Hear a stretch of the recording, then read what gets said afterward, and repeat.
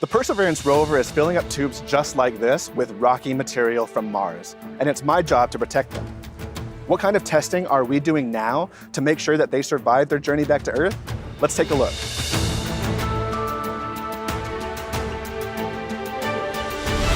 We are close to the base of a nearly 90-foot drop tower here at NASA's Jet Propulsion Laboratory. Places like this are designed to help test out NASA's most ambitious campaign to date, Mars sample return.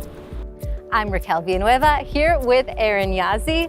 He's in charge of keeping the sample tubes safe on their journey home. So, Aaron, what's the plan for Mars sample return? Mars sample return is the next leg in us being able to bring back rocky samples from Mars to Earth so that we can study them here and look for signs of ancient life. What kind of testing is being done here at JPL to prepare the sample tubes for their journey back to Earth? The sample tubes have already gone through a lot of testing to date, but we're going to continue testing to make sure that they can survive every leg of this mission. Some of them involved mimicking Mars's environment, practice robotic handling of the tubes, making sure that they can survive each of those steps, the launch environment, the landing environment.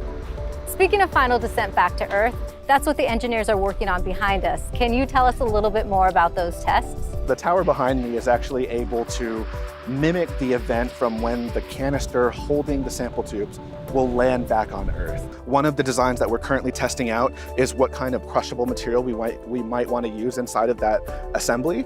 So this right here is actually a piece of titanium crushable that we're going to use with this mass simulator to see how best to cradle and protect these tubes when they land back on Earth. What is being done to ensure that this is a successful campaign?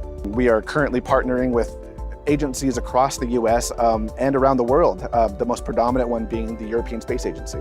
We're actually working on building 100 more test tubes that we can distribute to all these teams so they can do all their testing and ensure that everything will work like they designed it to. What are you most excited about when it comes to Mars sample return? I am really excited about all the information that these little rock samples hold inside them, and especially the exciting probability that we could find ancient life.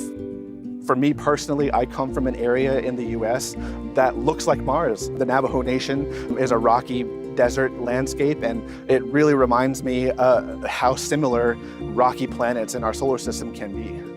It's a very cool perspective to bring with you. Thank you for your time, Aaron. Thank you.